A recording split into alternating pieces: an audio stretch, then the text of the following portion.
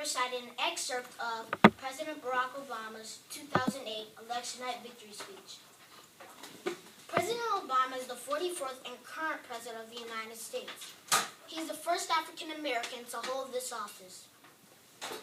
Born in Honolulu, Hawaii, President Obama is a graduate of Columbia University and Harvard Law School, where he was the president of the Harvard Law Review.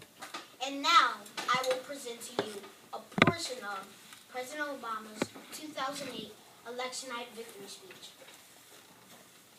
I was never the likeliest candidate for this office. We didn't start with much money or many endorsements. Our campaign was not hatched in the halls of Washington. It began in the backyards of Des Moines, and the living rooms of Concord, and the front porches of Charleston. It was built by working men and women who dug into what little savings they had to give $5 and $10 and $20 to this cause. It grew strength from the young people who rejected the myth of their generation's apathy, who left their homes and families for jobs that offered little pay and less sleep. For the not-so-young people who braved the bitter cold and scorching heat to knock on the doors of perfect strangers. For the millions of Americans who volunteered and organized and proved that more than 2 centuries later, a government of the people, by the people, and for the people has not perished from this earth. This is your victory. I know you didn't do this just to win an election, and I know you didn't do it for me. You did it because you understand the enormity of the task that lies ahead.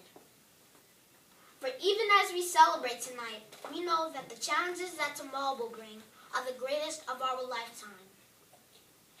2 wars, a plan in peril, the worst financial crisis in a century. Even as we stand here tonight, we know there are brave Americans waking up in the deserts of Iraq, in the mountains of Afghanistan, to risk their lives for us. There are mothers and fathers who will lie awake after their children fall asleep and wonder how they'll make the mortgage or pay their doctor's bills or save enough for college. There is new energy to harness, new jobs to be created, new schools to be built, and threats to meet and alliances to repair. The road ahead will be long. Our climb will be steep. We may not get there in 1 year or even 1 term, but America, I have never been more hopeful than I am tonight that we will get there. I promise you, we as a people will get there. There will be setbacks and false starts. There will be many who won't agree with every decision or policy I make as president. And we know that government can't solve every problem. But I will always be honest with you about the challenges we face. I will listen to you, especially when we disagree. And above all, I will ask you to join in the work of remaking this nation the only way it's been done in America for 221 years. Block by block, brick by brick, calloused hand by calloused hand. What began 21 months ago in the depths of winter must not end on this autumn night. This victory alone is not the change we seek. It is the only chance for us to make that change. And that cannot happen if we go back to the way things were. It cannot happen without you. So let us summon a new spirit of patriotism, of service and responsibility, where each of us resolves to pitch in and work harder and look after not only ourselves, but each other. Let us remember that if this financial crisis taught us anything, it's that we cannot have a thriving Wall Street while Main Street suffers. In this country, we rise or fall as one nation, as one people.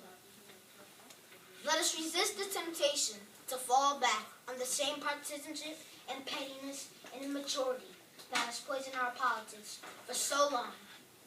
Let us remember that it was a man from this state who first carried the banner of the Republican Party to the White House.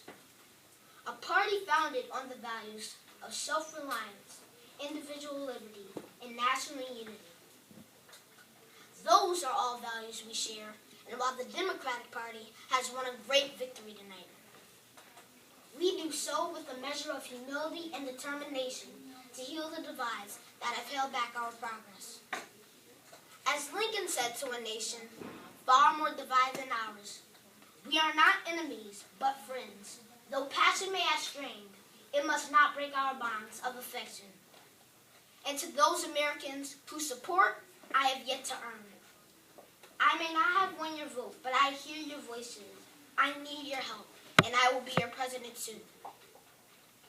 And to all those watching tonight from beyond our shores, from parliaments and palaces, who are huddled around radios and the forgotten corners of our world. Our stories are singular, but our destiny is shared, and a new dawn of American leadership is at hand. To those who would tear this world down, we will defeat you. To those who seek peace and security, we support you. And to all those who have wondered if America's beacon still burns as bright, tonight we proved once more that the true strength of our nation comes not from the might of our arms or the scale of our wealth, but from the enduring power of our ideals: democracy, liberty, opportunity, and unyielding hope. For that is the true genius of America, that America can change. Our union can be perfected. And for what we have already achieved gives us hope for what we can and must achieve tomorrow. Thank you. And once again, my name is Darren Burton II, and I have just recited to you a portion of President Obama's 2008 election night